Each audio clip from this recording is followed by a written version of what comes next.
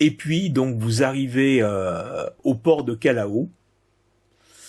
Voilà, vous débarquez. Et puis, une fois au port, vous prenez un taxi, enfin, 2 taxis, vu le nombre que vous êtes et vu vos bagages. Bon, ils ont l'air un petit peu moins rutilants que ceux de Boston. Mais ils sont... vous voyez que c'est une capitale... c'est un pays en plein changement. Et vous arrivez quelques heures plus tard à Lima, la capitale.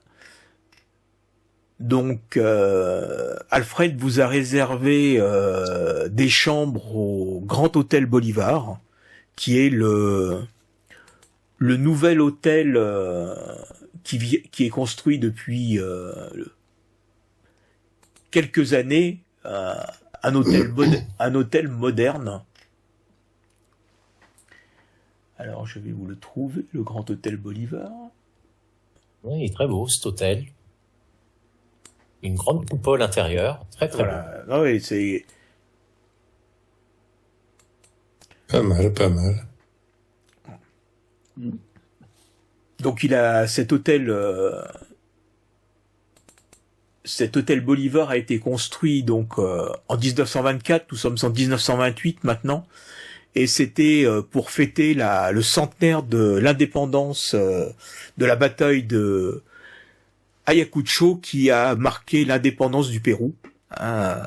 Ça a été une grande bataille à l'époque où de la grande colonie de Simon Bolivar, le général Sucre a battu les Espagnols et a ainsi libéré, donné l'indépendance au Pérou. Donc vous vous installez dans cet hôtel et puis voilà, question de récupérer un peu du voyage. Voilà, vous avez fait quand même 6 jours de mer, parfois un peu agités. Voilà, le luxe était dans des conditions pas rudimentaires, mais un peu difficiles. Donc là, vous profitez de luxueuses chambres. Voilà, vous découvrez la capitale. Si donc vous savez que vous allez monter en altitude, donc le village de Huancucho se trouve à 2500 mètres d'altitude. Donc si vous voulez, pareil, là nous sommes donc au Pérou. Mars, c'est la fin de l'été. Donc on va dire l'automne voilà va poindre son nez, donc il fait encore chaud au niveau de la mer, mais il peut faire un peu plus frais dans les montagnes. Moi j'achète un poncho en bariolé avec plein de couleurs et un bonnet. Et un beau bonnet avec un pompon. Moi, pas du tout. Je suis en style colonial avec un petit chapeau rond, une chemise blanche à poche et un petit short qui arrive au genou. Ah bah le short est peut-être un petit peu. On n'est pas en Égypte. Ah, il fait pas si chaud que ça. Ce sont pas les mêmes températures, hein. D'accord. Moi, c'est comme en Égypte. Hein, j'essaye de m'habiller un peu local. Avec des guêtres. La petite question, c'est est-ce qu'il y a une bibliothèque ou pas là dans la ville? Il y a une bibliothèque. Est-ce que moi je vais faire un tour à la bibliothèque pour avoir les contes et légendes ou enfin en tout cas des trucs aux alentours de Huancucho ou de la région quoi. D'accord. Bah, je viens avec toi. C'est habla espagnol? Habla espagnol? Est-ce que j'ai habla espagnol? Je pense pas que j'ai habla espagnol. Ouais, je sais plus. Moi, j'essaye de... Ah si, espagnol, si, j'ai espagnol. Ah. Je peux... Moi, j'essaye de goûter le pisco. Le pisco, parce que voilà, c'est important quand même de voir du local. Est-ce que tu veux que je te Ok. fasse un choix pour l'espagnol ou pas? Moi, Ah, je c'est suis plus- spécialiste en langue européenne, alors ça va. Oui, toi c'est bon. Ouais, bon. Non. Je peux, j'ai 35% en espagnol. Donc vous pouvez aller à la bibliothèque, mais vous trouvez pas grand-chose sur des légendes locales. Voilà, c'est Ou plus. des faits, enfin des choses comme ça, des trucs, enfin, comment on peut dire ça? Pas forcément légendes, mais des histoires du coin, quoi. Non, il n'y a pas grand-chose. C'est assez. Alors, pour être honnête, ce sont des contrées où vivent beaucoup d'autochtones, c'est-à-dire des gens qui sont d'origine amérindienne, des Amérindiens des Andes, et à cette époque-là, leurs croyances n'intéressent pas grand monde, quoi. D'accord. Donc, Là, on commence. Et là, tu trouves quelques articles qui t'indiquent que l'an passé, donc en 1927, il y a un archéologue qui a découvert des symboles dans la vallée de Nazca, des grandes fresques dessinées au sol. Et pour l'instant, il commence à les étudier, qui représenteraient des formes, mais bon, ça semble-t-il été découvert par un pilote qui, en passant par là, a vu les formes, et depuis, il y a un archéologue qui est en train de les étudier. Mais pour l'instant, voilà, ce sont juste les premières, les prémices, les- quoi. voilà. Ok. Mine, c'est près des dessins de Nazca, là. Enfin, Oui, bah voilà, c'est cette information-là. d'accord.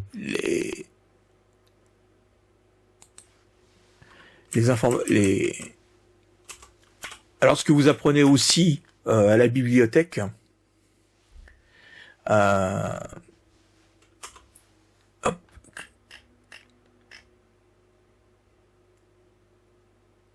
Alors, zut, je cherchais une information. C'est que, pour information, Machu Picchu a été découvert en 1911. Donc ça fait une quinzaine d'années. À l'époque, toutes les ruines étaient recouvertes de végétation. Donc là, le site est en train d'être déblayé, mais c'est juste le début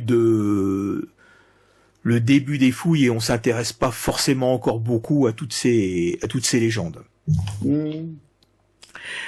Oui, donc ce que je voulais vous dire, c'est que donc vous avez appris pendant que vous êtes au Pérou, en lisant les différents livres, que le Pérou est gouverné par le président Augusto Liega, qui est un ancien ministre des Finances, dont on dit qu'il est très étroitement lié avec les groupes d'affaires occidentaux, notamment américains et européens. Est-ce qu'il y a un comptoir de NWI dans la ville? Non. Vous avez rien vu en cherchant dans l'annuaire et tout ça, il y a rien de présent.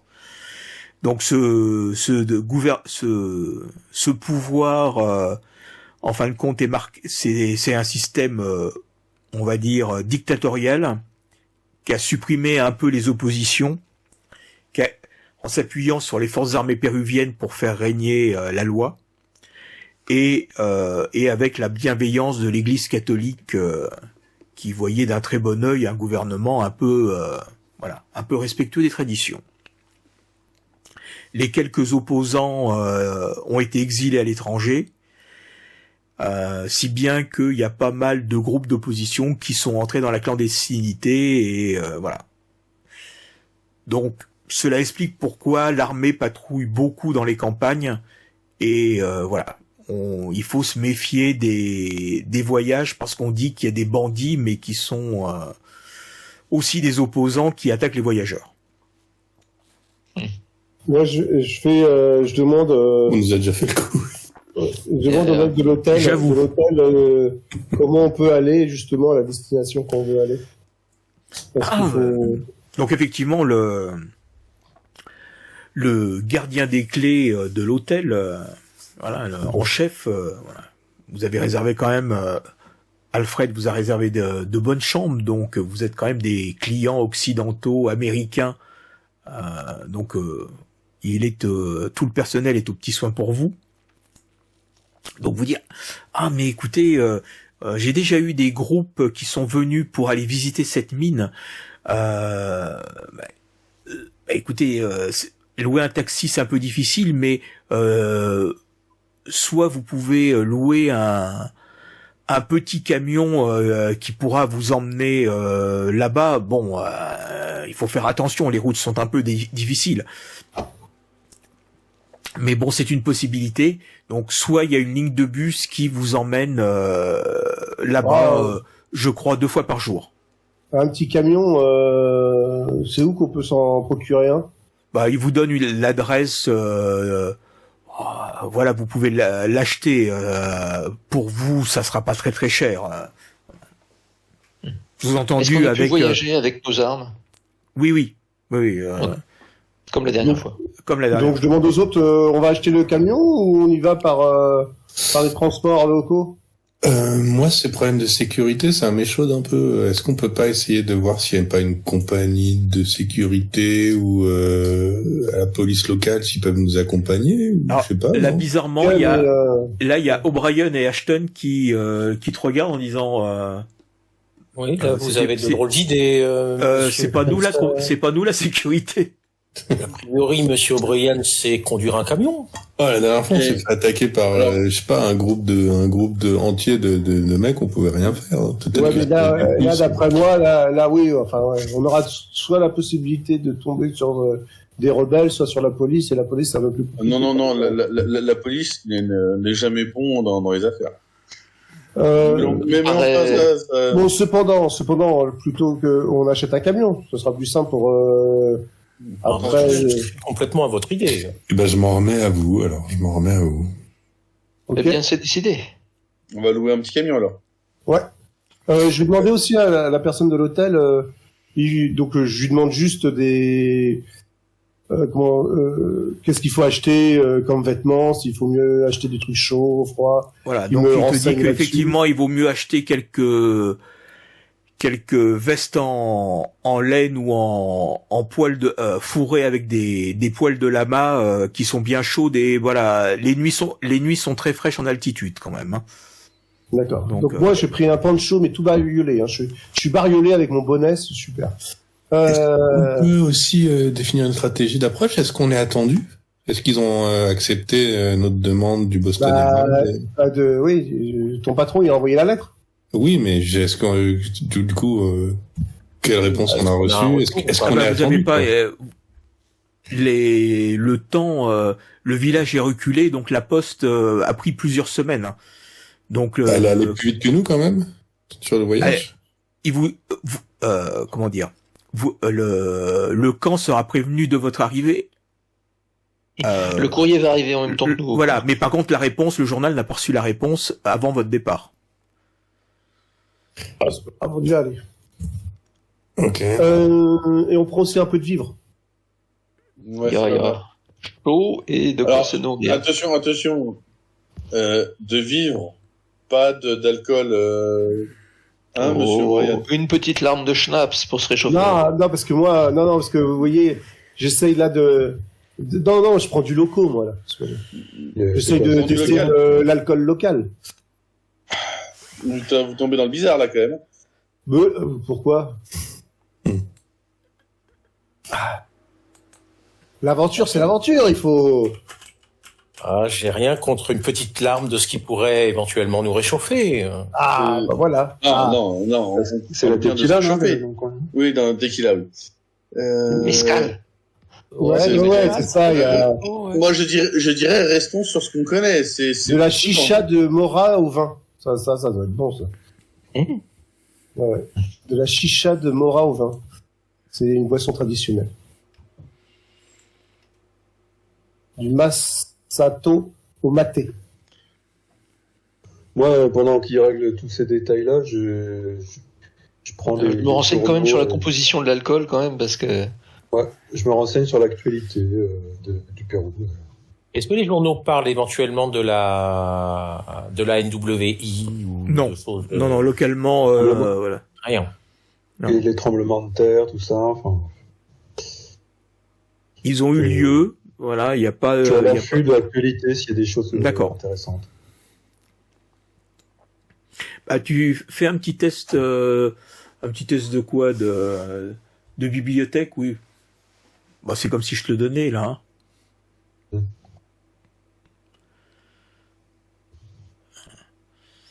Donc effectivement, tu vois qu'il y a quand même voilà, des recrudescences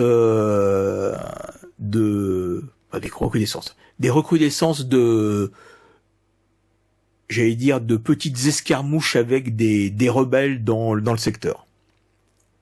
Ben là, j'en fais part tout de suite Voilà. à tout le monde. Donc, en disant qu'il y a que l'armée péruvienne a augmenté la fréquence de ses patrouilles dans la zone parce que il y a une recrudescence des incursions de rebelles qui se cachent dans les montagnes et qui parfois descendent dans la vallée pour attaquer les visiteurs, attaquer les transports ou même des fois les transports de troupes de l'armée. Monsieur Cody, vous savez bien conduire, vous? Parce que moi, je sais conduire. Oui, je sais conduire. Monsieur O'Brien, au niveau des armes, faut-il faire l'appoint de quelques fusils en plus ou on a tout ce qu'il faut?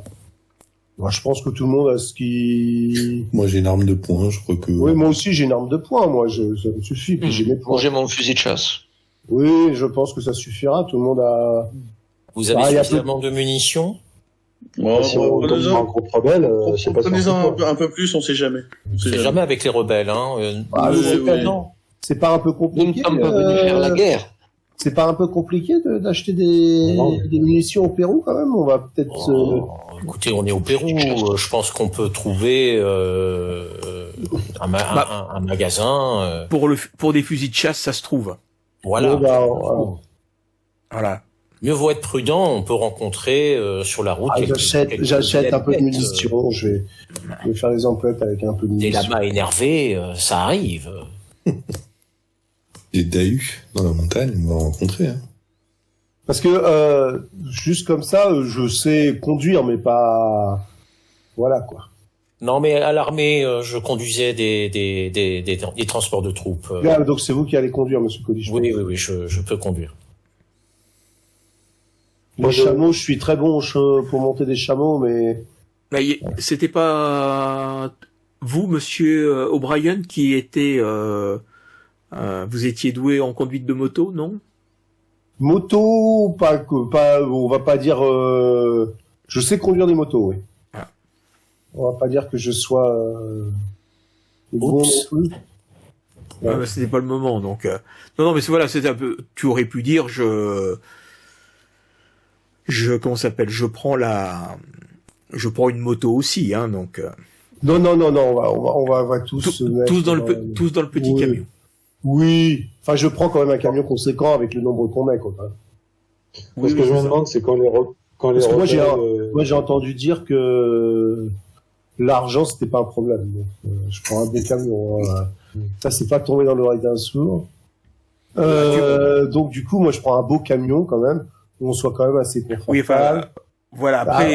Après, c'est des camions effectivement péruviens. Donc, non, mais justement, les rebelles, peut-être qu'ici on a un trop beau camion, ils seraient peut-être un peu attirés par ça, quoi. Mais... Attention, faut pas être...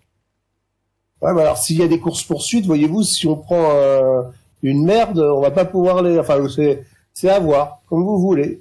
Ma question, les rebelles, ils sont intéressés par quoi? Sinon, on peut prendre aussi un camion, et puis j'achète des bottes de foin, et puis on se met dans le foin, si vous voulez aussi. Oh, non, je pense que c'est pas la peine. Non, mais j'allais dans le sens du docteur Thornton. Hein. Oui, mais il est souvent connu que le docteur Thornton a des a priori, on va dire, dès qu'il faut aller dans l'action, il commence à avoir un petit peu peur. Non, ce que je veux dire, c'est que je prends pas non plus un... Enfin, si je peux choisir, je prends quand même un camion où on soit pas serré comme des sardines. Bah, donc un camion, tu peux en trouver avec une cabine où vous pouvez tenir à 4, voire 6 en vous serrant, mais sinon le plus confortable ce serait d'être 4 dans la cabine et puis qu'il y en ait 2 qui voyagent derrière avec les bagages. Ah ouais, voilà. On va voyager derrière là, Nous allons tirer à la courte paille. Et en mettant des couvertures bien moelleuses, je sais pas, des peaux de lama ou de mouton, et puis voilà, pour faire un bon. De toute façon, je préférerais que quelqu'un surveille un peu l'arrière du camion. Voilà. L'arrière peut être bâché, hein. C'est pareil, oui, c'est pas ouvert. Voilà, ça peut être bâché. Surtout en altitude, de toute façon, le camion, la cabine va être un peu ouverte. Hein. Moi, je me mettrai derrière. Très bien. Prenez votre fusil à côté de vous. On ne sait jamais. Bon.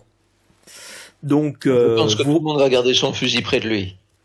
Vous passez quelques jours à Lima, le temps de vous préparer, et puis quand vous êtes prêt, vous prenez la route. Hein, si vous êtes d'accord, normalement, il y a une centaine de kilomètres à faire. Allez. Donc les routes sont un peu sinueuses, donc pour pouvoir me repérer et suivre la route qui va jusqu'au village. Il n'y a pas vraiment de carte à l'époque. On vous voilà, à l'hôtel, il t'indique le chemin sur une carte, mais bon, tu vois bien qu'il n'y a pas de route de dessinée. Voilà. Non, mais demande de me tracer un itinéraire voilà. Sur une carte. Alors, normalement, cette route-là, elle est dans la vallée. Vous continuez cette vallée et au bout de la route, vous arrivez à Huancucho. Voilà, c'est un terminus, un cul-de-sac.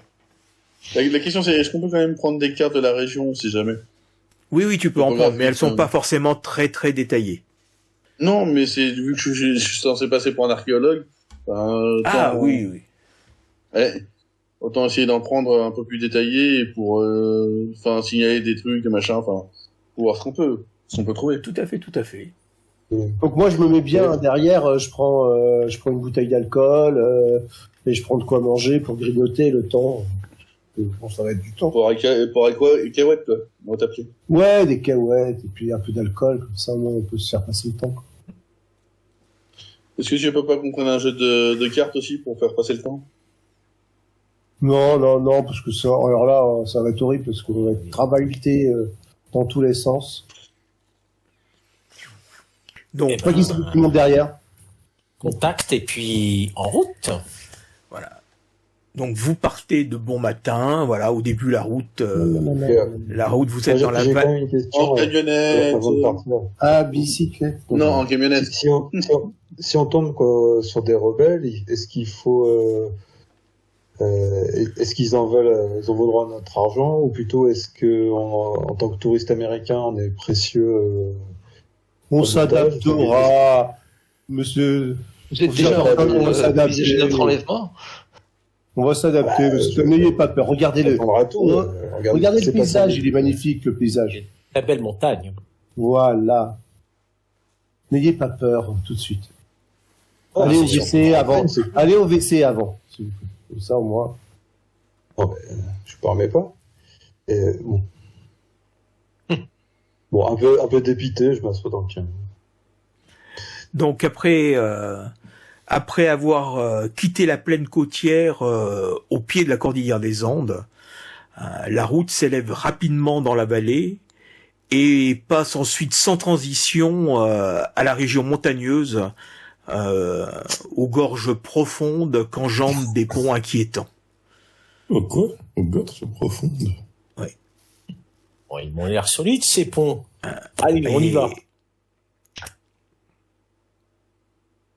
Alors là, vous êtes en train de monter et là votre petit camion, il souffre là. Vous êtes à près de 3000 mètres d'altitude, vous franchissez un col là. Je vais demander un petit test de conduite à Ashton là.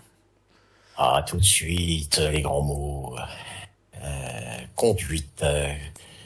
Alors, automobile. Automobile. C'est pire. Aïe, aïe, aïe, aïe, aïe, aïe, aïe. Je crois que je On cale va un finir peu dans le la ravin. brillage félicienne. Vraiment, il va falloir pousser. Là. J'ai le mal de la route là. On Alors va là, vous étiez finir en dans pleine- le ravin. Vous étiez en pleine montée, et là vous sentez le moteur. Il commence à caler. Alors Ashton tire le frein à main et puis il sent le camion qui descend, qui descend. Là il y a O'Brien. Pourquoi qui est à nous l'arrière. reculons? Il y a O'Brien qui est à l'arrière qui regarde. C'est normal. On va pas dans le même sens là. On va pas dans le bon sens, les gars. Eh ben, allez, Brian, on descend et on pousse. Brian, Ah, on descend et on pousse. ouais, je suis fort, mais quand même, là, Et on descend, on est deux à descendre. Allez. Et on Alors, pousse. on essaie de Ah, jeune, descendre. hein, moi aussi jeune. Hein. Oui, non, mais Et moi bah, je descends. Quand je vois qu'il pousse, je descends. Tous ceux qui descendent font un faciliter les petit. choses. Tous ceux qui descendent font un petit test de constitution d'abord. Ah oui, parce que faut descendre en roulant. Oh là, c'est pas bon ça. C'est endurance, c'est ça? Oui.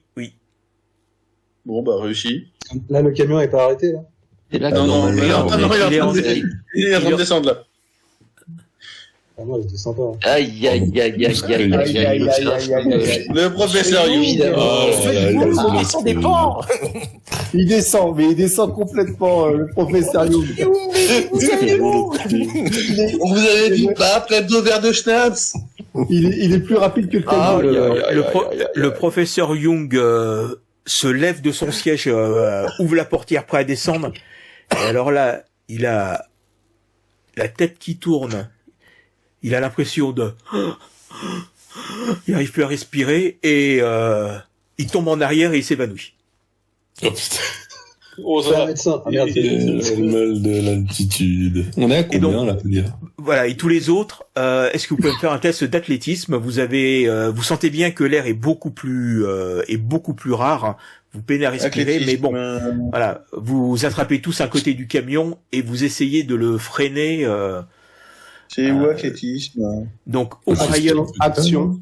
O'Brien Action. est le plus prompt. Il voit une pierre sur le bord de la route et pof, il arrive à une grosse pierre et il la prend et il la met sous la roue du camion qui est en train de glisser. Donc le camion commence à monter sur la grosse pierre et hop, il redescend et il s'est arrêté. Et ensuite, grâce à l'effort combiné de vous trois, non, je considère, Ashton, je Non, mais je considère l'avais que t'as déjà fait. Je l'ai déjà fait. que t'as pas sauté du camion, toi. Hein. Ah non, j'ai pas sauté du camion, mais je suis pas bien là dans ma cabine. Avec le type derrière qui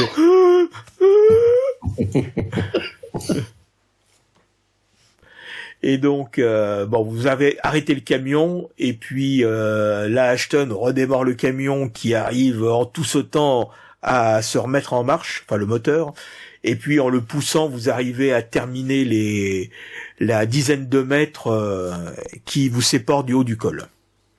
Il s'occupe du docteur Young. Moi, je lui mets 2 baffes pour qu'il se réveille. Non. Ah non, mais si, bah si. Non, mais donnez-lui un petit remontant, O'Brien. Non, mais je lui fais 2 petites baffes, quoi, pour qu'il se réveille. Bah, fait un petit 2 baffes de premier soin.